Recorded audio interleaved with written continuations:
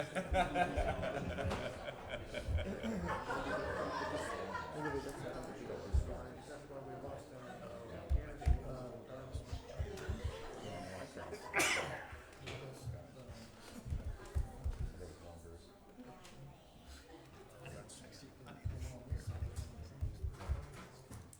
good. Yeah, I mean, that's Good.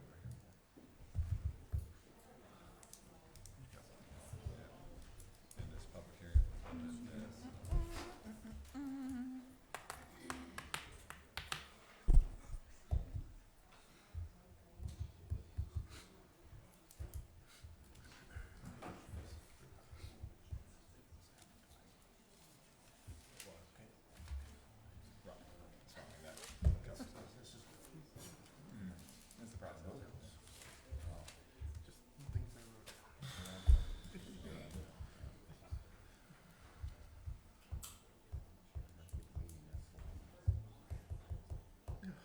Well, I'll pick up the other two pages. I'll refer to myself. All right, I want to open this public hearing for ordinance 15/2021, an ordinance for adopting the 2022 budget. If anyone would like to speak for or against the budget, you can do so now.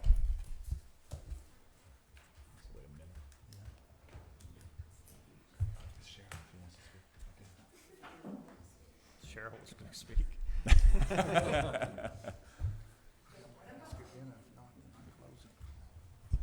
All right, with no one speaking for or against, I will close the public hearing. I'll call to order the council meeting for September 27th. If everyone would stand for the pledge. I pledge allegiance to the flag of the United States of America and to the republic for which it stands, one nation, under God, indivisible, with liberty and justice for all. Remain standing for prayer. Dear Lord, bless the decisions of this body, and guide us tonight, in the future as well. Amen. We have roll call. Mr. Ravelette, Here. Mr. McNeese, Here. Mr. Lau, Here. Mr. Gornow, Present. Mr. Stengel, Here. Mr. Grove, Here. Mr. Salters, Here. Mayor Yocum. Here. Adoption of the agenda. Make a motion to adopt the agenda. Second. Motion by President Salter, second by Vice President Grove to adopt the agenda as presented. Question? Mr. Stengel, Yes. Mr. Ravelette, Yes. Mr. McNeese, Yes. Mr. Gornow, Yes. Mr. Salters, Yes. Mr. Grove, Yes. Mr. Lau. Yes. And by a vote of 7-0, the agenda is adopted. The approval of the September 13th minutes. Make a motion to approve the September 13th minutes. I'll second. Motion by President Salter, second by Vice President Grove to approve the minutes as presented. Question? Mr. McNeese, Yes. Mr. Ravelette, Yes. Mr. Stengel, Yes. Mr. Salters, Yes. Mr. Grove, Yes. Mr. Gornow, Yes. Mr. Lau. Yes. And by a vote of 7-0, the minutes are approved. Petitions, memorials, remonstrances. Being none, we'll move to committee chair reports. No reports. Excuse me, Mr. Mayor. The Councilman Grove and Stengel and I met last Tuesday to discuss the Veterans Committee, our Veterans Committee meeting. And we had two ladies from the DAR who also joined us, had a lot of good ideas for us. And also we talked about having flags on Main Street for Veterans Day, also sending greeting cards to different area nursing homes and long care facilities. Also, the mayor's agreed to read the proclamation. And we're gonna have a meeting again Thursday night at 6 right here. That's next Thursday, right? No, this Thursday, the This 30th. Thursday? Okay. This Thursday. Better change that in a second. I wish you would. Any other reports? If not, report of city officers. Move on to old business. First up is business updates. All right, business updates from the last 2 weeks. Things have been going really well. We're hitting kind of the fall season. Obviously, we had a huge pickup during that homecoming time, and we're kind of still feeling the effects of that. So things have been going pretty well.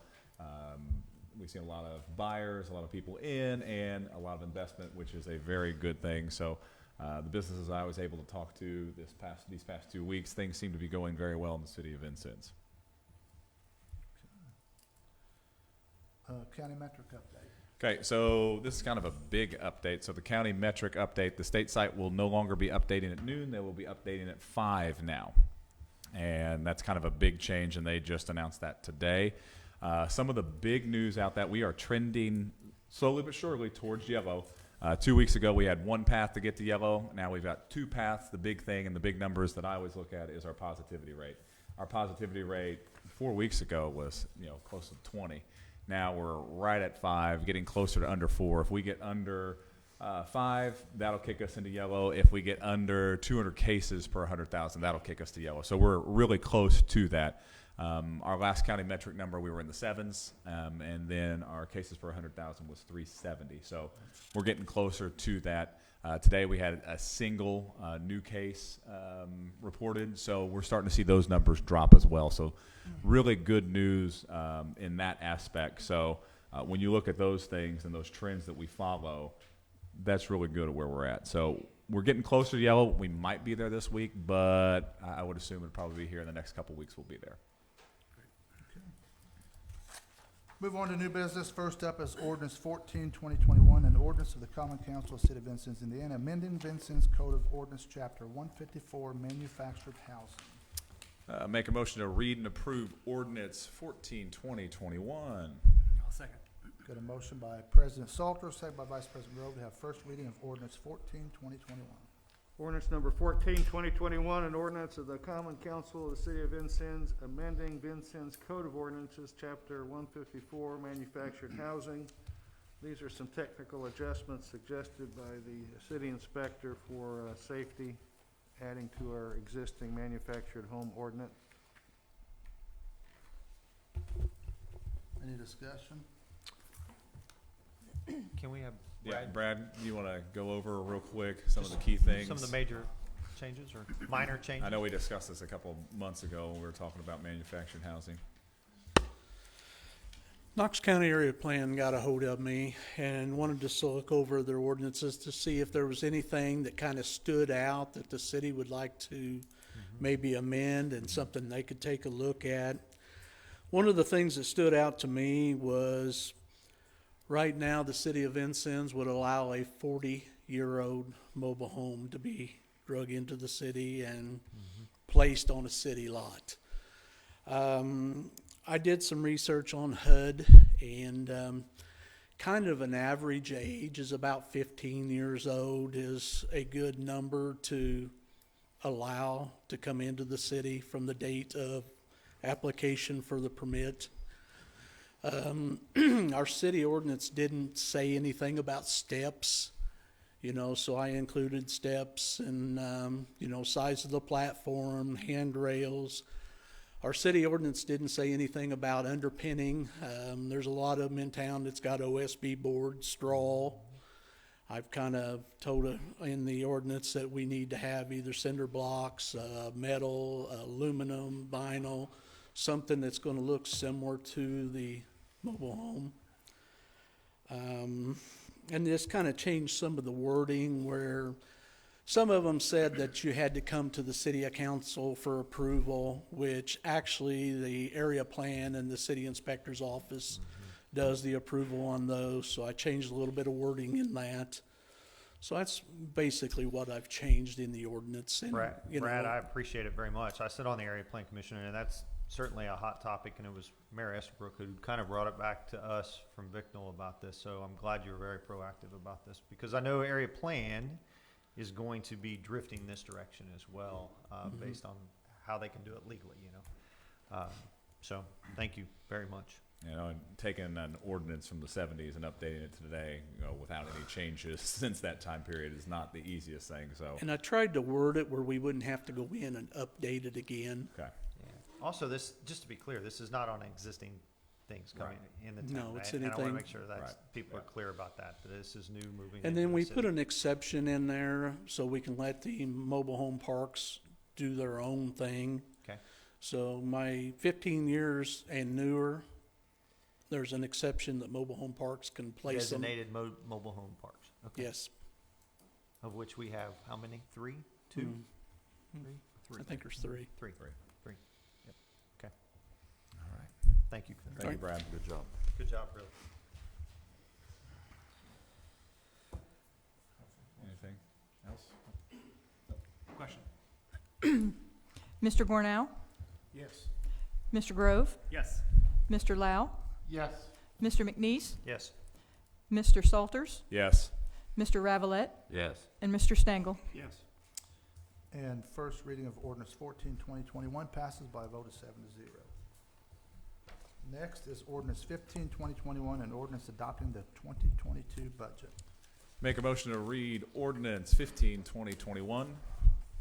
I'll second. Motion by President Salter, second by Vice President Grove to have first reading of ordinance 15/2021. Ordinance 15/2021, ordinance by the city, common council of the city of Vincennes adopting the 2022 budget. Adopted budget $16,693,55. I did a 10, sorry. It's okay. Huh? I think I've started that trend where we messed it up. It's my fault. Was there some pennies in there too? No, there were no pennies, it was, the last part was $55. Discussion? I want to thank our department heads for all the hard work they put into it. Obviously, the mayor and his office and his staff, and Kathy for doing a great job on this. This is probably the easiest budget hearing as a group that we've had. But this is something that we work on, all year.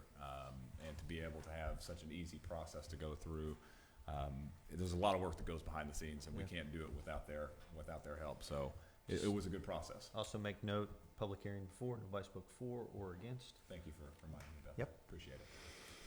Okay. Any other discussion? Question?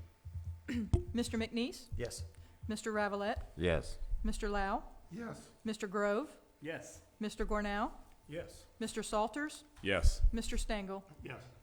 And by a vote of 7-0, first reading of ordinance 15/2021 passes. Next up is resolution 4/2021, a resolution of the City Council of the City of Vincennes, Indiana, authorizing the creation of a community coordinator position and allocation of $20,000 to create this position should the City of Vincennes be a help designated community. Make a motion to read resolution 4/2021. I'll second. Got a motion by President Salters, second by Vice President Grove to read ordinance 4/2021. Resolution 4/2021, resolution of the City Council of the City of Vincennes, Indiana, authorizing creation of a community coordinator position and the allocation of $20,000 to create this position in the event the City of Vincennes becomes a help designated community. We're working with Okra on this, and Matt Sward provided this resolution to us. Discussion. All right, I got a couple questions, and I know you probably got the answers for these. So we got this at this time pretty late, so I'm sure there's a reason for that. Elle and I went to a meeting, Was it like Friday? 2 weeks ago, on health. This is a new program. The state has taken the Stellar program and kind of, Changed it? changed it, made it available to more communities. But in this application that's due the end of this week, you have to have a resolution Okay. So showing that the backed city up to will that. approve 20,000 towards this coordinator position, and then the state matches 20,000. So, and if we are picked for this, we could get up to $1 million match towards if we use ARPA money or Okay. whatever. So it's basically And I take it's a a time scaled down restraint, Stellar grant. and we need to do this tonight, correct? Yes. That's why we did Yes. resolution. That's Yes. always a question. And So it was a resolution, it was do you just- think, like, if we get designated, do you think we could get a job description of what this person Yes. would do? Because I know that's. Yeah, and there's I kind mean, of a when I job think community description. coordinator, obviously you kind of think different things, but specifically for us, what would that be? In this grant, there's a description that And then tells the what this plan- person has to do, The plan would be, I take it, if this is successful, we would continue to have this position. I would hope. It's a then- permanent position added. It doesn't have to be, But like, I mean, if it's successful, I would like to yeah. see it stay. I mean, isn't I that what think- everybody would like to see? I would. Yeah, I mean, if we're, I think if we get the designation and get this, you'll see the benefit of it. Right, And right. we'll want to keep this position for the future. all right, so those are the questions I have. Does anybody else have anything? So, Mr. Mayor, you will elect the team to conduct interviews? for this? It was in the That's what it resolution. says. Yeah, Okay. Yeah. just like an atypical What size team do you think it'll be? Probably me and Ellen and football team. Football team, okay, yeah. I'm good if everybody else is. Question. Thank you, Mr. Mayor. Stengel? Yes. Mr. Salters? Yes. Mr. Ravelette? Yes. Mr. McNeese? Yes. Mr. Lau? Yes. Mr. Grove? Yes. Mr. Gornow? Yes. And resolution 4/2021 passes by a vote of 7-0. Next is the Co-Light Pantheon update.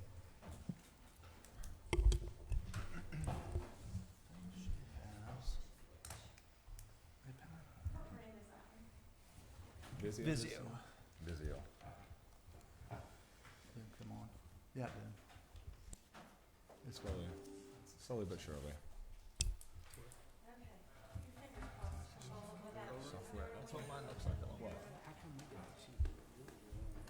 Because the crowd needs to see it better than this. That was an afterthought. I know. The problem is, we haven't turned that on in a while, so. Yeah. Yeah. if this doesn't. If the thing doesn't load, well.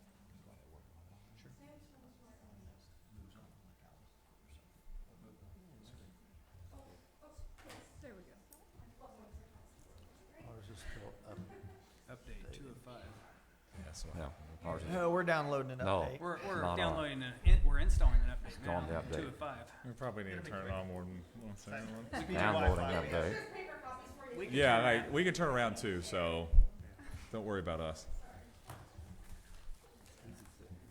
Guys see that, or? Yeah, Yeah, we're good. yeah, we're Oh, good. you have a screen up there, okay. Well, it's getting an update, but, It'll turn Oh. on here in a second. Okay, until- okay, great, until then. great. Well, first of all, I just want to thank you guys for giving me the opportunity to present an update tonight to the city council, so I appreciate your time. I think it's been about 4 or 5 months since I've been here, so we have lots of new news at the Pantheon that I want to share.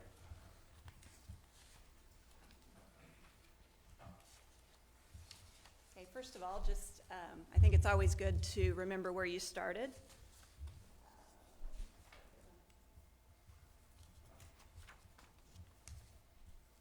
Cheryl, this one's not on. It'll turn off after it updated. I think it is repowering, Yeah. rebooting. There it goes. After it does it. Yeah. Okay, so April 2019, this is what the Pantheon looked like. I think you've all been in it since it's opened, but you can see a vast difference on what you see today when you come in.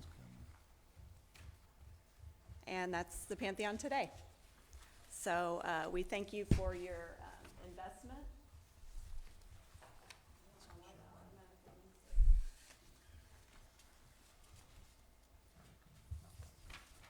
Can you pause that for me, Cheryl? You know how to do that, or?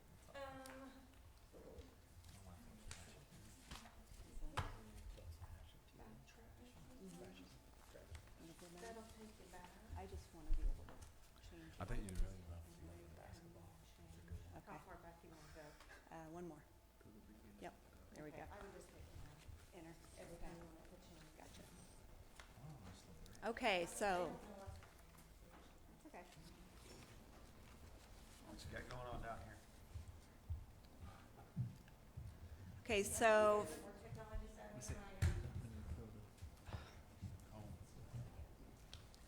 Input, Probably gonna have to switch to whatever. input, That's one question. AirPlay, HDMI, 1, 2, Which 3. Yeah, it's on one of the HDMI's. What'd you just do? Menu. AirPlay. Council Hey, front? you want me to mirror that TV and put those on? Why'd you go to AirPlay? I didn't, I hit menu. Let's do this way. There, over. Okay, so a little bit about some of the headwinds that we're facing, the landscape of what we're working in right now. First of all, Indiana ranks 47th in new business and startup growth. In many ways, Indiana is very much ahead of the rest of the country when it comes to business, but not when it comes to this. So we actually are struggling with that, much like I'm struggling with this PowerPoint presentation here. So bear with me.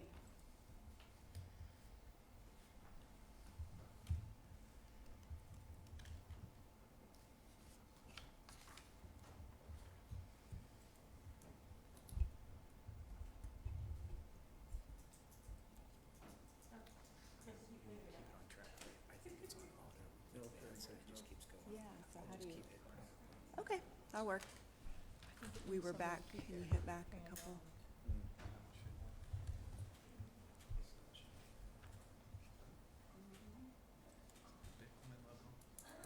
That's what I hit earlier and then okay, can you keep them?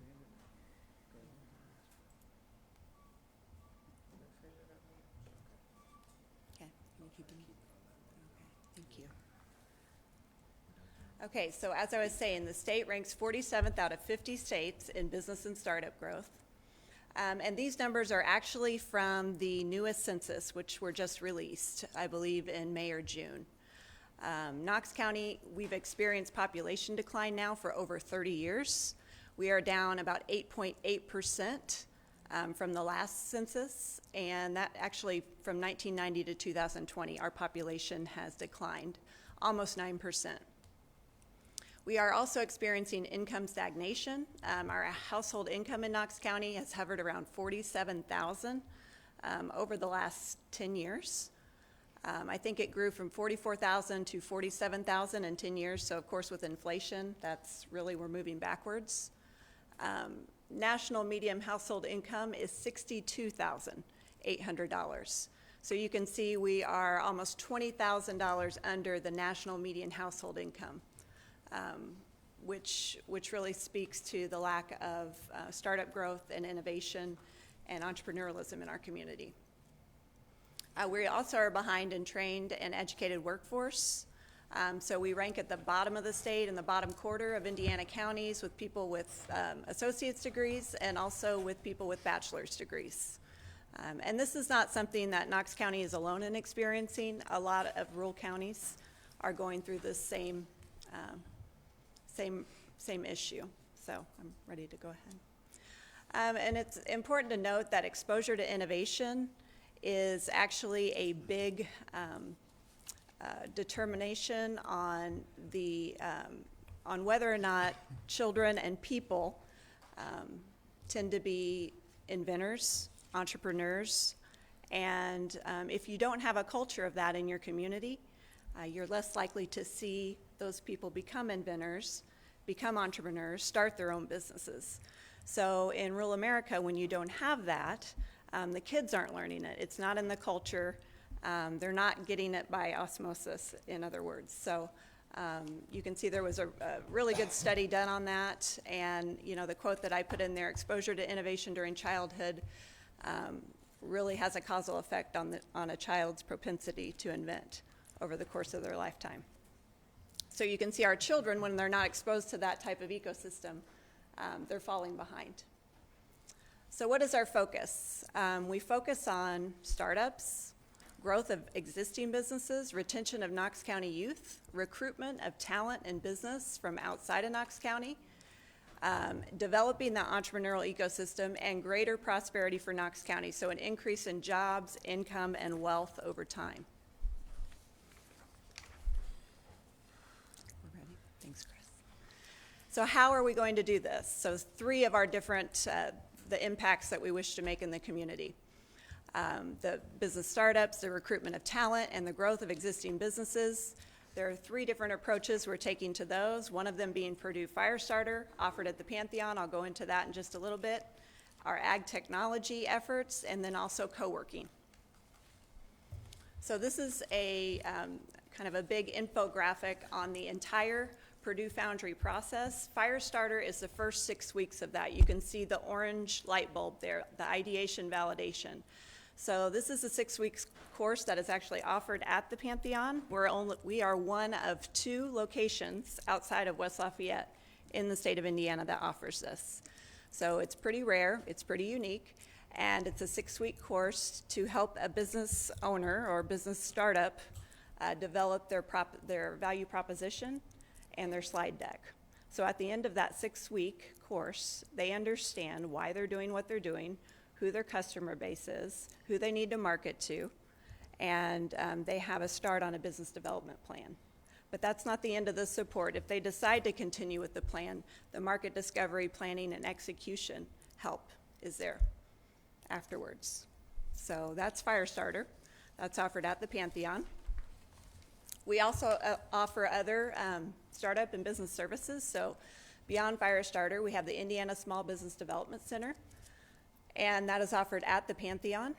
They offer business plan development, marketing, competitive analysis, and other mentoring services on site. They have been at the Pantheon for the last 4 months. They come on a monthly basis, and in the last 4 months, over 25 local small businesses and those with business ideas have used our services. We also offer the IU Entrepreneurial Law Clinic monthly at the Pantheon and the Intellectual Property Law Clinic through IU at the Pantheon.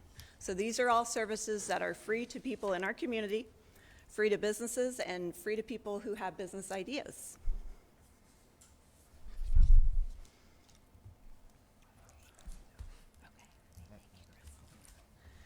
And then we have our Pantheon Ag Tech Committee. So we are very involved on the Ag Tech front. Our mission statement is to create an ag innovation hub to advance community prosperity.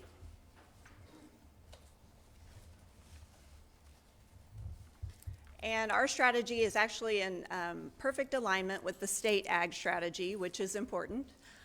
So they find that to be very helpful, and we do as well. Ag is extraordinarily important to our region on so many levels. I think this infographic really hits it home, though. We are number one. Knox County is number one in Indiana for grain production. We're number one in Indiana for vegetable production. That includes watermelons, by the way. I never think of watermelon as a vegetable, but that's how the USDA categorizes it. So we're number one in that. We're also in the top 3% overall of all U.S. counties in vegetable production. We're number one in Indiana for acres of farmland, number one in Indiana for crop receipts and income. We're number one in Indiana for cover crop. There's over 61,000 acres of living cover crop here in Knox County. We lead the state in that. Actually, we lead the country in that. We're number one in Indiana for no-till as well. Over 96,000 acres in no-till, which is hugely important. That is actually the future of agriculture, and especially with the emphasis on carbon credits and reducing emissions. Actually, no-till plays a very significant role in that. We also have 35,000 acres of irrigation in Knox County, which is very unique. It puts us in a kind of a different category than most counties. We're a state and national leader in ag output. We have a lot of progressive farmers around here, and they're willing to adopt new technology. So that's important. We have diversified cropping systems and specialty crop production, which is a big deal. We have some specialty crop farmers out in the audience today that are actually on my board. And this is something we have focused on very much so. How do we leverage this competitive advantage that we have in specialty crops? We also, of course, have Vincennes University here for secondary agricultural education, and Purdue University has some programs available.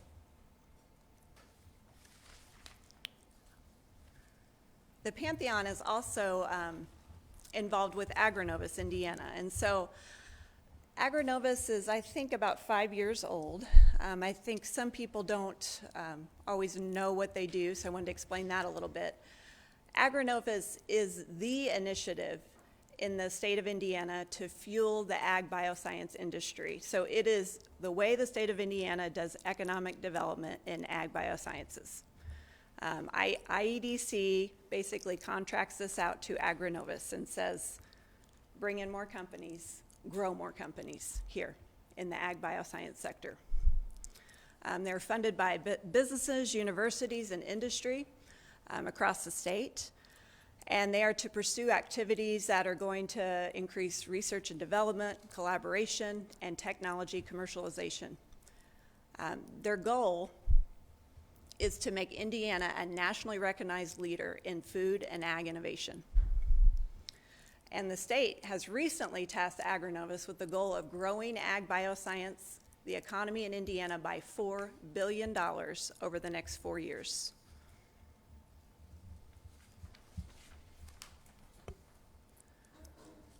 So why is this important? Well, that Pantheon is actually on the board of directors for AgriNovus. This was actually announced last month, and I'll give you guys a packet with a press release on that was released on this issue. So we are one of 2 counties in the state of Indiana who have representation on the AgriNovus board. And these are the heavy hitters in ag bioscience in the state of Indiana. This is the front door from which any type of ag company who wishes to locate in Indiana, who wishes to start in Indiana, will go.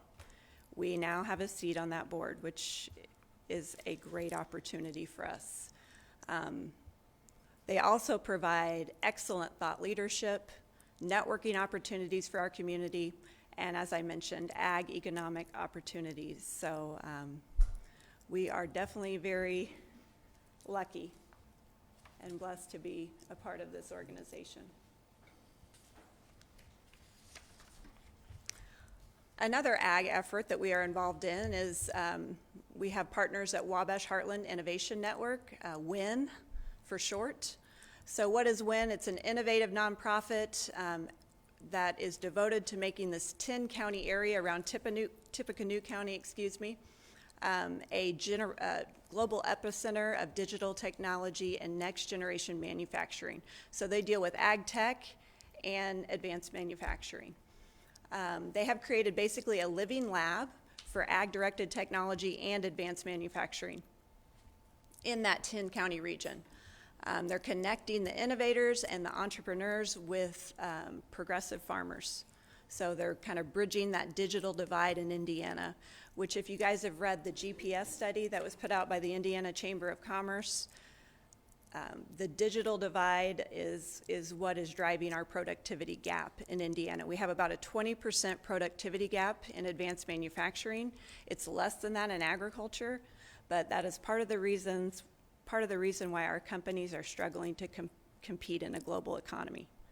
So bridging that digital divide is an important step in making your company more profitable, and therefore being able to keep companies and jobs here in Indiana. And they were funded by a $30 million Lilly grant.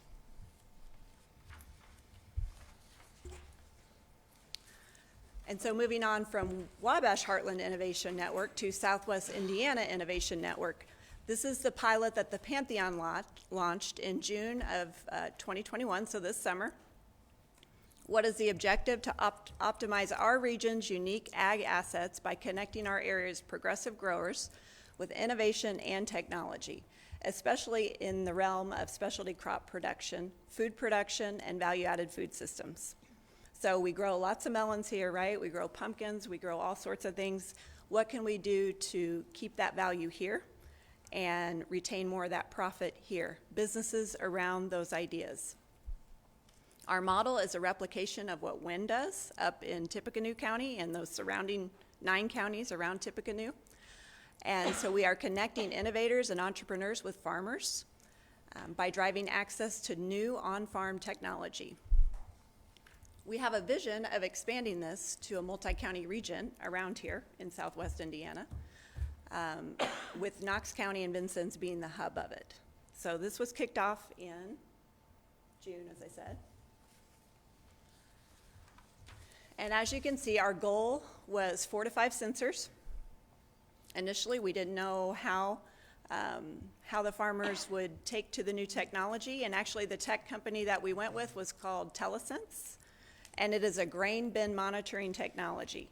So back in the old days, well, actually even now, today, a lot of farmers manually climb up on top of their bins and open up the hatch. And if any of you have ever been on top of a grain bin, that's quite a climb, right?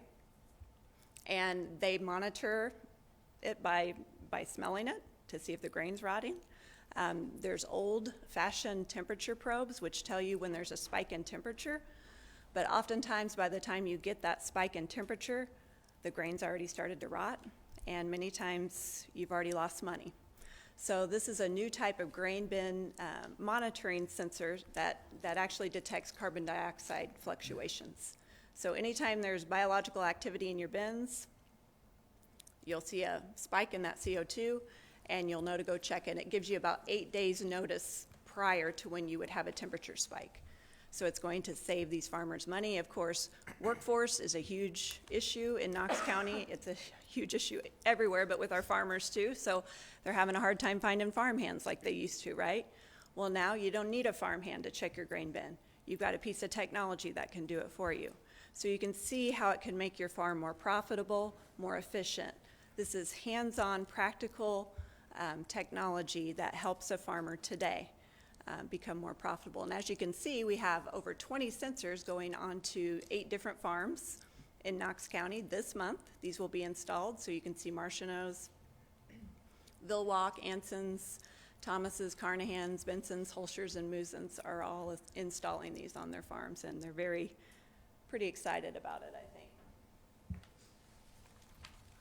So what else are we doing with ag at the Pantheon? Well, mark your calendars because we're going to have our second annual Ag Tech Startup Showcase on February 10th, 2022. We had our last one last February. It was a huge success. So we are having events and connecting up startups and entrepreneurs with our local farmers. We have provided thought leadership and work on the broadband initiative. I know Drew Gerritsen worked with Chris on that, and they were able to push that forward. We resource local entrepreneurs and startup attraction. For example, McDowell and Dellinger, if any of you are familiar with them, they were actually at our Ag Tech Startup Showcase. They're a local startup. And they have actually been working with Jason Sahlstrom, our entrepreneur in residence, and working on what their next steps are for their business to grow their business. And that's an example of one that we've helped. Many visits and support over the last year. I'm always encouraged when I hear from other people in the state what a great idea they think the Pantheon is, what a great investment. Dean Karen Plout, the Purdue Dean of College of Ag, she visited the Pantheon. Lieutenant Governor Suzanne Crouch was here in April. And Bruce Kettler, the ISDA director, was here, I believe in July, so recently. And all were very pleased, very supportive, and wanted to commend the city on the investment that you guys have made and really putting our best foot forward. So thank you for that. And of course, we continue to cultivate relationships with leaders in Indiana Ag to attract potential startups to our market. So Agronovus, WIN, and ISDA, and we'll continue to work with those partners. So we have 13 people on the Pantheon board, and I just wanted to highlight these folks. Some of them are here tonight. They've taken their evenings to come in and support us here. So we've got Nate Schulteis as the board chair, Steve Miller, Dennis Musen, Brian Grove, Harry Nolting, Chris Paff, Don Vilwalk, Helen Serup, she's our treasurer, Eli McCormick, Chris Ernst, Drew Gerritsen, Greg Parsley, and Mark Need. Greg and Mark just joined our board. Mark Need is the IU law professor who helps us out with the Entrepreneurial Law Clinic. So he's a great addition, brings a lot of expertise. And of course, Greg is very supportive of our youth programming, and I'll go into that here in just a second.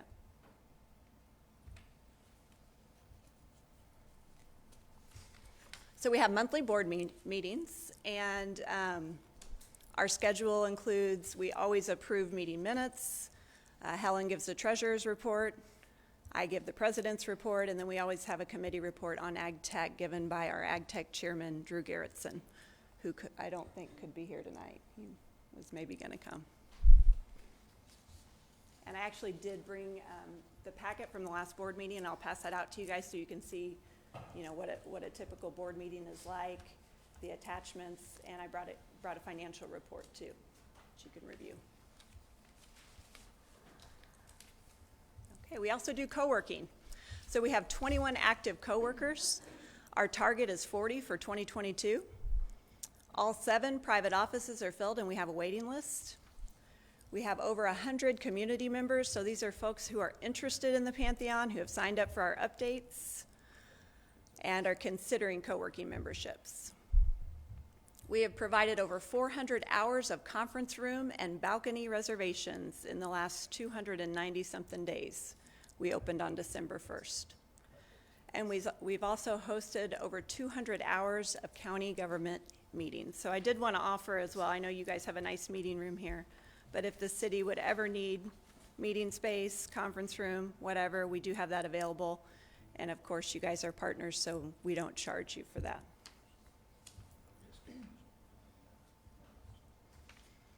Another one of our objectives is to be a positive force for the youth in our community.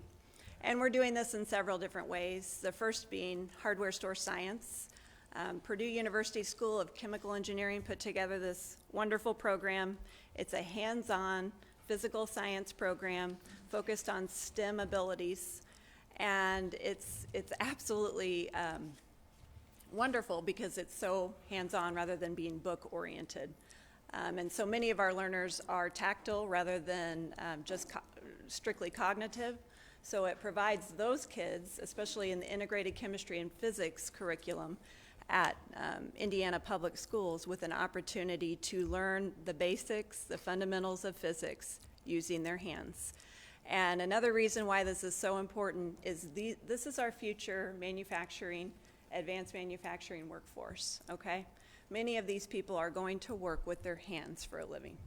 So this hardware store science recognizes that and really tries to help develop that, all right? It's kind of like an on-ramp to STEM programming. And the great news is we received a grant from the Knox County Community Foundation in 2020. We were the Pantheon was the awardee for the Gift 7 grant, to roll this program out to all public schools in Knox County, all of the high schools. So, and actually the Catholic school as well. So our goal is over the next 5 years to roll out this hardware store science curriculum with all of our county high schools. And we already have rolled it out to Lincoln. We started in fall of 2021. So every day at Lincoln High School, over 200 ninth graders are utilizing hardware store science through Purdue University in their integrated chemistry and physics classes. And we actually had a great hire. Greg Parsley helped me out with this. He gave me a tip that he had a retired teacher who was maybe looking for a little work to do. And so Craig Battles is our project coordinator, and he is rolling this out for us at the schools. He's assisting the new teachers in learning the curriculum and just kind of serving as a mentor for them. He's got 40 years of education experience under his belt, so he's a wonderful asset.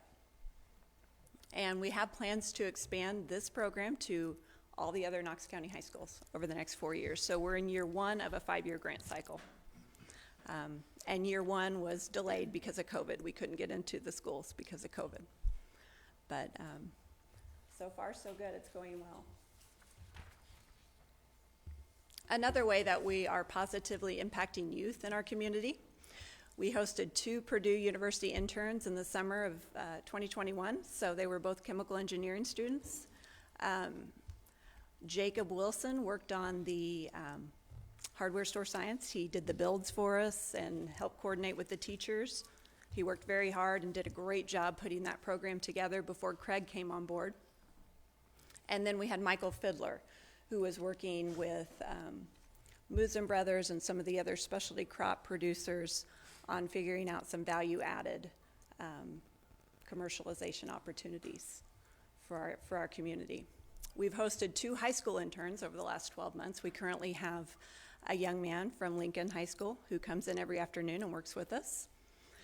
We are planning for 6 more college interns in the summer of 2022, so we're going to expand that program. And we host the CEO program daily at the Pantheon. So we have those young people in there every day from 7:30 a.m. to 9, and it's great to have them in there. And I know they've done a tour. They've had many meetings. We make sure their coffee's ready for them. We take care of them there. So it's great to have them at the Pantheon.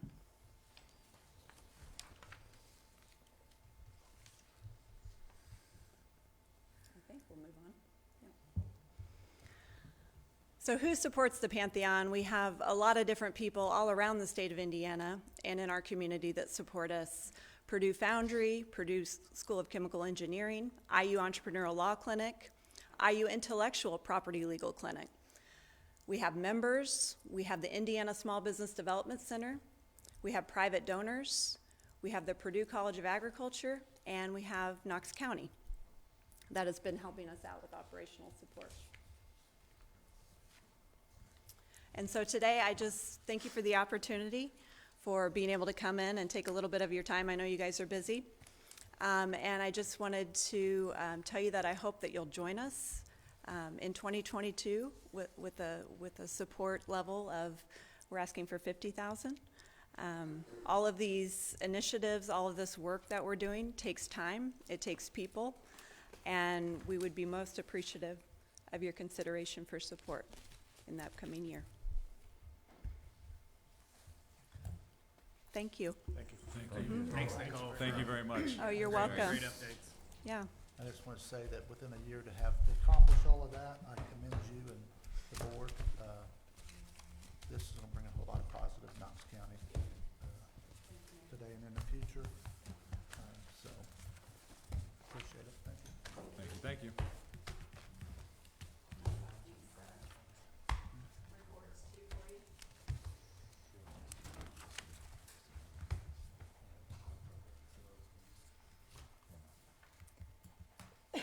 So you'll discuss this. Yeah. later? I don't know if we're gonna do it as a whole, or let's do it as a group. At the budget finance committee real quick. I don't know if I can pull it from somewhere else, what we'll do, but I'll talk with him after the meeting.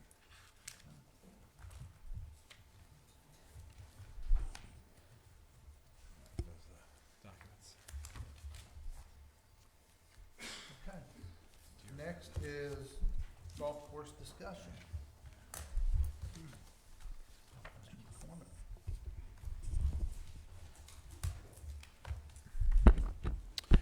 Well, good evening to everybody. Welcome, Eli. Thanks Thank you, for Eli. giving us a little bit of time this evening to talk about the golf course. My name's Eli McCormick, and I'm here representing Cypress Hills Golf Course. As you're aware, Vincennes' beloved golf course sold a few weeks ago to a group of 15 entities and individuals within our community whose vision is to restore golf and its culture back into the city of Vincennes. Over the past several years, our course has seen better days, to put it nicely. And our partners have stepped up, and we are now actively working on not only restoring the course to its former glory, but instead we have high hopes to take it to a more prestigious and esteemed level. Understandably, in order to accomplish these goals, capital is going to play a key role. Over a 5-year span, we are estimating that in order to accomplish everything that needs to improve at the golf course, a total investment just north of $3 million is going to be needed. To date, we have $1.725 million committed to the course, with the majority of the funds coming from the individuals within our group. As you can see, there's still a delta of $1.275 million that will need to be met in the coming years. Now, not all this money is necessary day one. However, the capital that we have raised thus far will go relatively quickly if we aren't careful in our budgeting and operation of the course. Our team's mission for this project is to provide a quality golf course and experience for our city and our community. I just want to point out that the key word in that previous statement is community. That's what this whole project is all about. Although we may independently own this course, our team is doing this for our community, not ourselves. Any profitability that the course brings from a monetary standpoint will need to go back into the course in order to improve its condition long term. Our plan is also to offer ample opportunities for the community to get involved from a sponsorship approach, as well as a participation standpoint. Bottom line, guys, there's a ton of work that needs to be done. I'm not going to go through the whole list and all of the details of the capital improvements that we have planned, but here is a high level of what needs to be accomplished in order to make this project a success for our community. Priority number one has been the greens. This project's actually already begun. The old greens were killed off and new greens were planted about a week and a half ago, and believe it or not, we already have grass sprouting. We have high expectations to have some of the best greens around come spring. New mowing equipment. Unfortunately, pretty much everything that came with the purchase needed to be replaced. We placed our order for new equipment a few weeks ago, and we expect to have it delivered in the early spring. We plan on doing a complete clubhouse redesign and remodel. We plan to start this project in the coming weeks and to have the remodel completed by the time that we reopen the course in the spring. Furthermore, we have plans of bringing a restaurant back to the course, which will also open in the spring. We've already began the planning phase of that, and we actually have blueprints drawn up for the redesign. Construction of the pavilion. This has been something that's been talked about for a long time through the past two owners, but it's something that we're actually going to do. We have plans on constructing an outdoor pavilion to host events such as weddings, parties, and golf outings, and we have started the planning process, and we're actively working on a way to fund this project. Improved cart paths. If you've been out there in the last few years, they're pretty rough. The planning phase is underway, and we are hopeful that the construction will take place during late fall and winter. Better fairways and tee boxes. This project has also been started. Our plan initially is to attack this problem by overseeding the fairways and focus on weed management for the time being. Demolition of the equipment shed in the house at the bottom of the hill. We're currently working on removing the equipment that's in that shed, and we're also working on a plan to demolish the house as well. We're hopeful to have these two eyesores gone within the next month or so. Tree removal and trimming. This is obviously going to be an ongoing project as there are a ton of trees up there that need to be addressed. But we're planning on having a community cleanup day on October 9th and possibly the 16th if needed. Limbs will be cut prior, and we will need assistance from the community moving to desired locations for cleanup. Furthermore, we'll be use this time to move some equipment from the equipment shed down at the bottom of the hill up to the newer building on Hole 10. Kelso Creek cleanup. There's a ton of overgrowth on the banks of Kelso Creek that needs to be addressed. Furthermore, there's a lot of debris that's in the creek that prevents it from flowing and draining properly. This has been a problem for a long time, as you all probably know, and it's a great time for us to address it. Improve drainage and irrigation on the course. This project has also been started, as many of the others have as well. We're currently working on fixing the irrigation across the course, and we have plans to improve drainage as well to prevent water from settling. Okay, now, you guys might be sitting there asking yourselves, why should the city council care about what a bunch of individuals in our community are doing with this golf course? Well, the way we see it is that this golf course project directly impacts one of Vincennes' strategic concentrations and challenges, which is the quality of life for our citizens. To put it bluntly, gentlemen, a community of our size and of our stature needs a golf course. We have far too many businesses in this community that rely on providing recreational opportunities for the current and potential employees. When recruiting employees from outside of our community, one of the number one questions employers as myself gets asked is, do you guys have a golf course? Right now, we're not really able to give them a definitive answer. Furthermore, we have far too many youth who are interested in golf to let the course turn into a housing development. Research has shown that in the past few years alone, the amount of golf rounds played in this country has increased by nearly 25%, with a large majority of that percentage coming from youth play alone. Furthermore, we currently have hundreds of community members leaving Vincennes to play golf in other cities on a regular basis because we have not been able to provide a decent place for them to play right here in Vincennes for several years. 10,000 rounds of golf per year equals 40 to 50,000 hours of recreation for all ages in our community. It's been far too long since our city has been able to view this course as an asset, and it's my opinion that that needs to change today. All that said, I'm here to ask the City Council to consider supporting our project by allocating $25,000 per year for the next 5 years, or a one-time donation of $100,000. The allocated funds you contribute will go directly to improving the course and the experience. I recognize that you all need time to discuss this request, but we thank you for the opportunity to present to you this evening. Thank you for your consideration. At this time, I'm happy to answer any questions. First, I want to say that I commend and thank this group for stepping up and investing their money in this community like that. That it is a quality of life thing, and that golf course was on the way out. And if it wasn't for you guys, the individuals, it probably wouldn't have made it. Thank you, Mayor. And I can't thank you enough.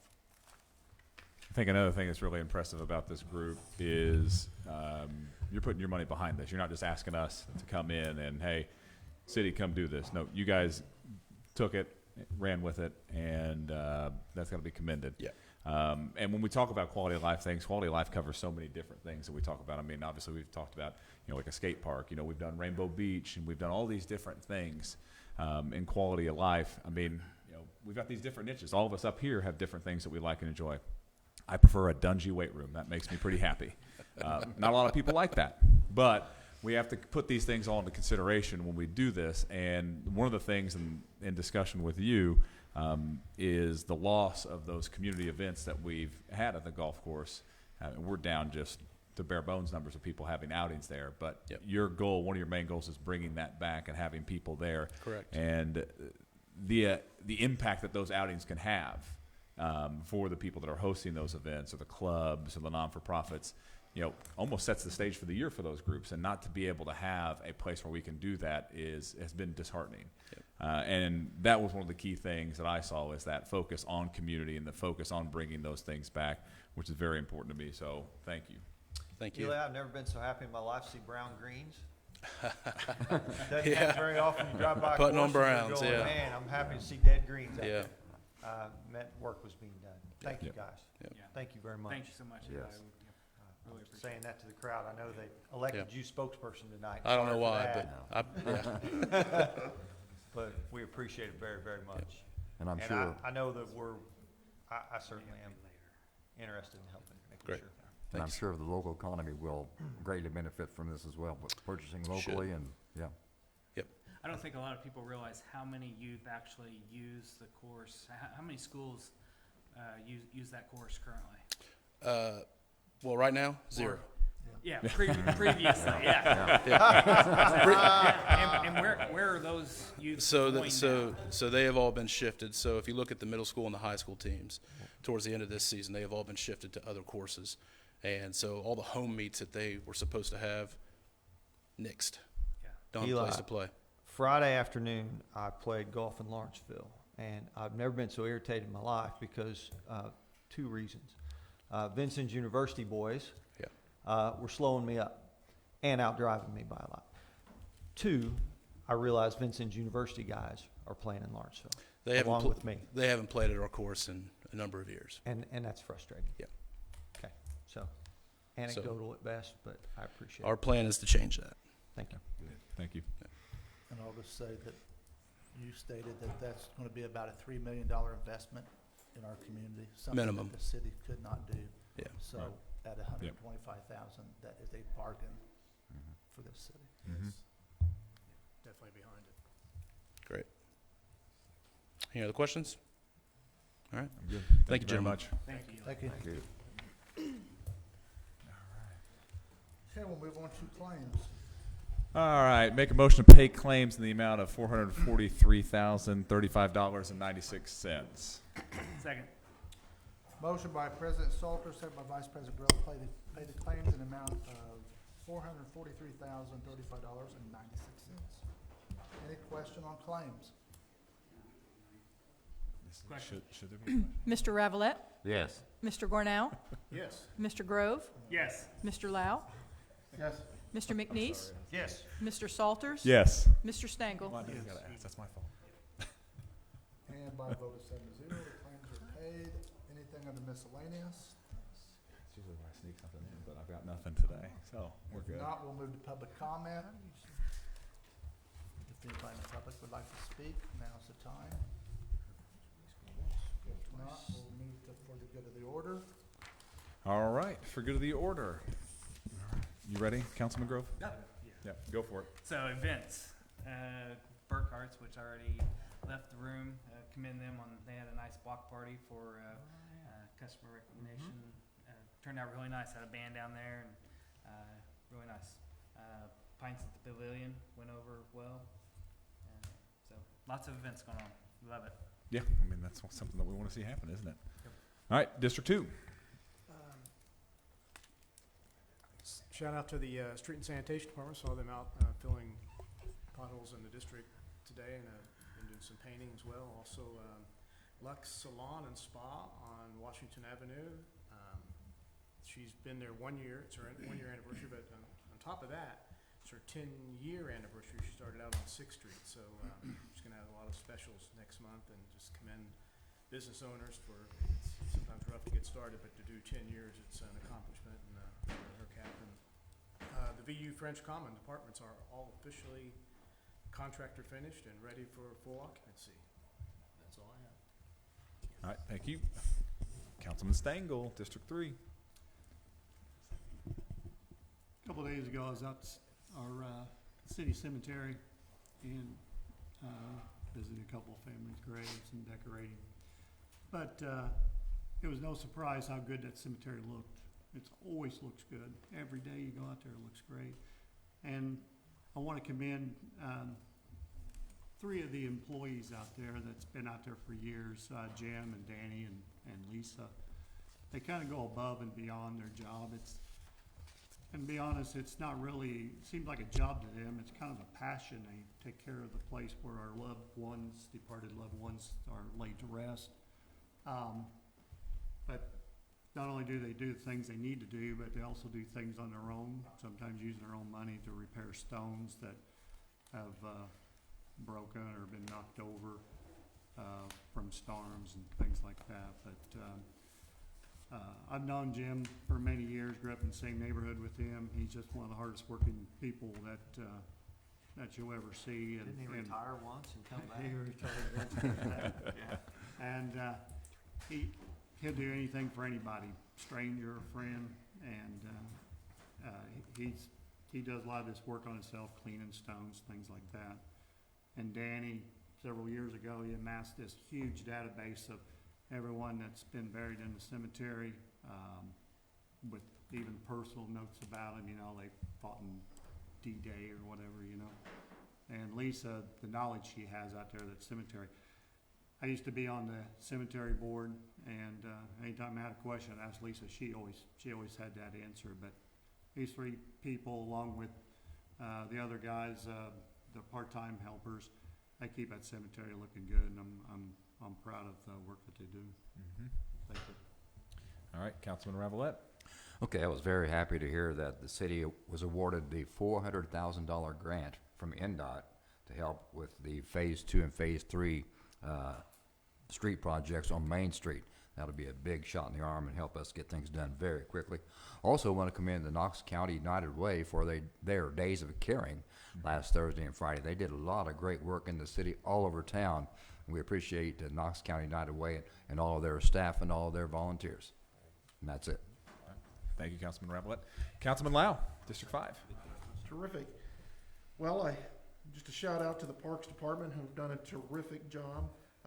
My kids and I floated around the parks on Saturday and really, truly enjoyed playing a little volleyball and doing some other things, getting into trouble out that way a little bit. I enjoy sneaking up, and those misting stations are great, especially when the kids forget that they're really operational. So you get to hit that and just watch them get wet, so I appreciate that. Street Department, again, is out and doing all kinds of great things out there, so we really appreciate them working so hard to keep our city pothole free. So, and my car appreciates that, so thank you. So that's what I've got for today. All right, Thank you. Councilman McNeese. All right, a few things. One, Dan, you mentioned Main Street. You're Right. exactly right. Good job. Well done. It is. Thank you. There, right away, I should have gave this in the report. Right away is going to be purchased over the next few days or next few weeks. I should say that. Temporary. There is one permanent take. There was a slight mistake made, but our city engineer was able to work with NDOT and get that money back and saved us a lot of money doing that. It would have come out of the cost of the RDC to do that. So, job well done. Grouseland, if you've not been to the Grouseland and seen the work that's being done, I know we've reported on it a couple different times, but it is nearing completion every day. It is really, really a nice project, and it will make visitors very happy for a number of years. And then also Pace Community Action Agency. If you were able to attend their stakeholders meeting, which they are based here in Vincennes in Knox County, but they service 3 other counties. They had a speaker named Steve Pemberton, who is incredible. His story was incredible, and if you ever get a chance to go to one of their events, you should go to their events. They have the best speakers around. So that's it. All right. Mine, first off, I want to give a shout out to Brad. We had an incident, I wouldn't say an incident, we had an issue with some sidewalks at the school, and I was able to talk with him. He was out the next day looking at the issues that we had at our school. We were able to put everything together and get that stuff taken care of. And I know I'm kind of a homer for the schools, and I always like to see those things taken care of, but it's not just that, it's the compassion, and they're willing to go if somebody calls anytime. So thank you, Brad, for that. Also, over our homecoming that we missed out on, and then we had it, people that come here and haven't been here for 5, 10, 15 years, and as the communications director for the school, I get to talk with a lot of these different classes, and to hear them talk about our city and the changes that they've seen. Some people haven't been here for 5 years or 10, and they're saying, wow, things have really changed and things are really happening. And sometimes we get kind of caught in the mud a little bit because we're always looking at things that we need to improve or things that we need to do, and sometimes we forget to kind of stop and smell the roses a little bit and all the good changes that you see happening here in Vincennes. So that was good to be able to see, and people are noticing that, and I wanted you all to be aware of those things because there are a lot of good things that are happening in our city. That's what I've got. Mayor. Okay, real quick. Late this week, early next week, our paving will begin. It'll start on our curb ramps, getting those things in place. Looking forward to that.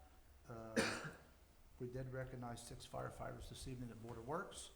Here in the last month, they delivered a baby in the field. I want to commend all my department heads on this budget season, working with me to make sure that we had fundable budgets put in place and being able to get the employees a 3% raise. And when you talk about our employees, we have great employees, but to give an example of how they work together, the animal shelter has a new mower ordered. Of course, it's tough to get that kind of equipment right now. Theirs was on the last leg and it broke down, and Danny at the cemetery gladly went over there and took care of mowing their grass for them. So I want to thank Danny for that. Yeah. And that's all I've got. Oh, and this weekend is First City Music Festival. Mhm. So,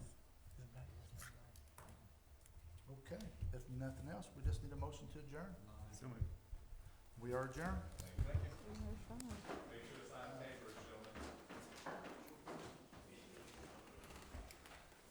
See you, Kathy.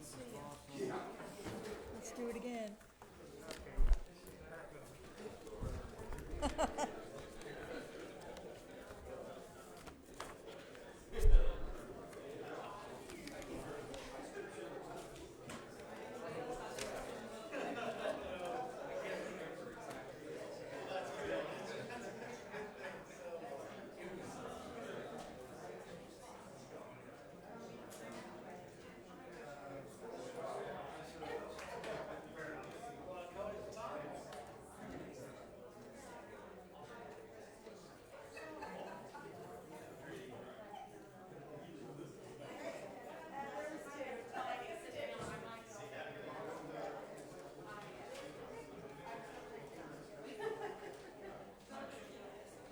Take care. See ya.